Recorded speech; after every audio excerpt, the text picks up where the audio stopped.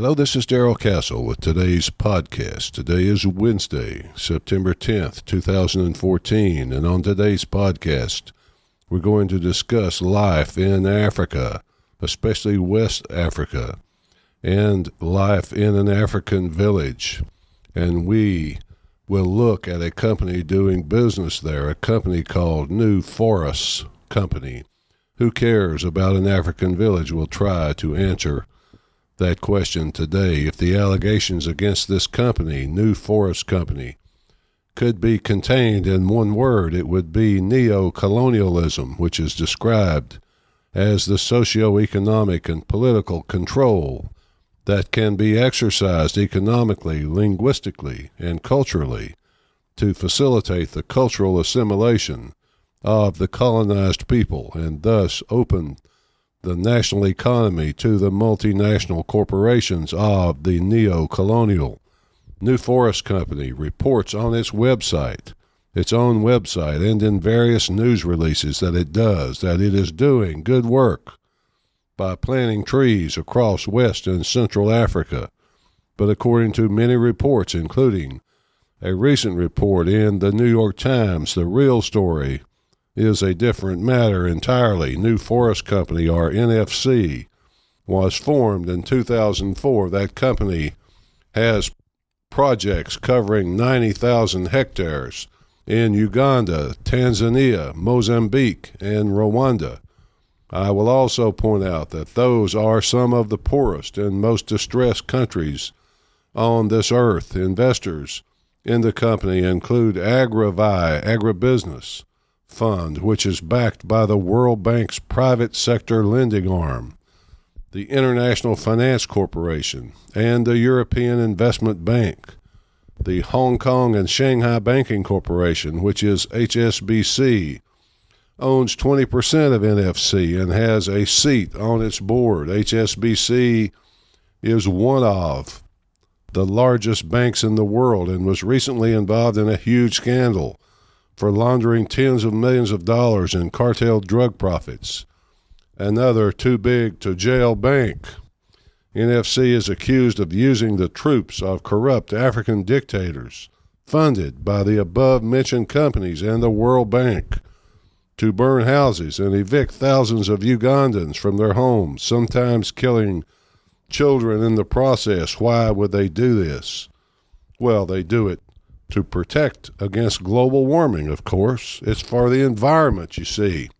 So perhaps it can be argued that the climate change forces are the neo-colonials in this instance.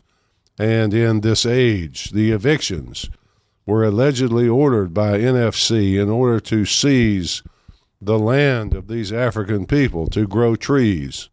Then NFC sells the, quote, carbon credits to multinational corporations. NFC is a British company, but its board consists of several former Goldman Sachs bankers.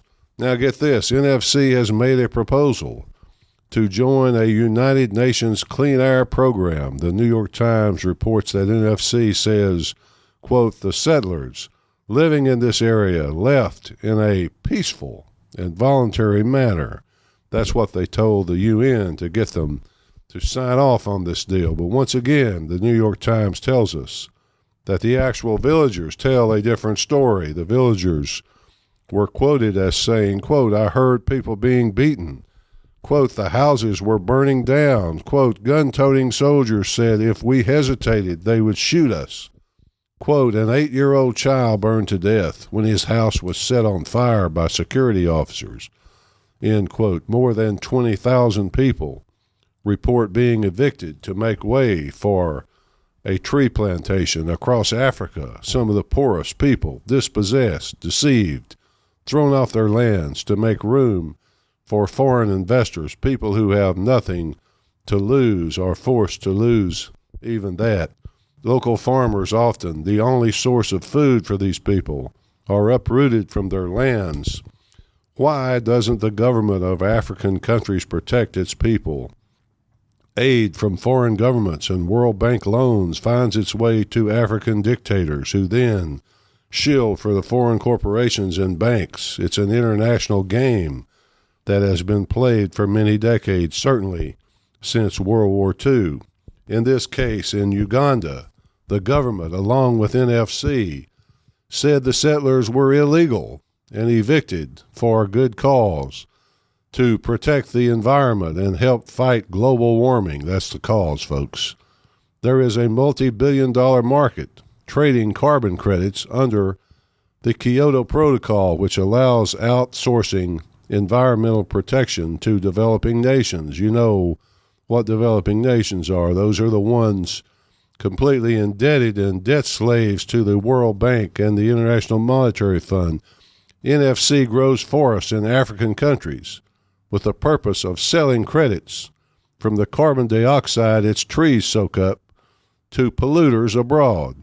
That's ironic, isn't it? The irony of environmentalism. It actually encourages pollution and gives polluters permission. The Ugandan government has applied to the UN to trade under this mechanism, and it then granted NFC a 50-year license. The problem is that African people already live on this land. Conclusion: small-time drug possessors sit in prisons around the world, and an international criminal conspiracy runs and loots the whole world. Who cares about an African village? That's the question, isn't it? Certainly not NFC, not Ugandan dictators, not the UN, not the World Bank and its largest banks, not Al Gore and his carbon credit global warming nonsense. At least that's the way I see it, folks. Until next time, this is Darrell Castle. Thanks for listening.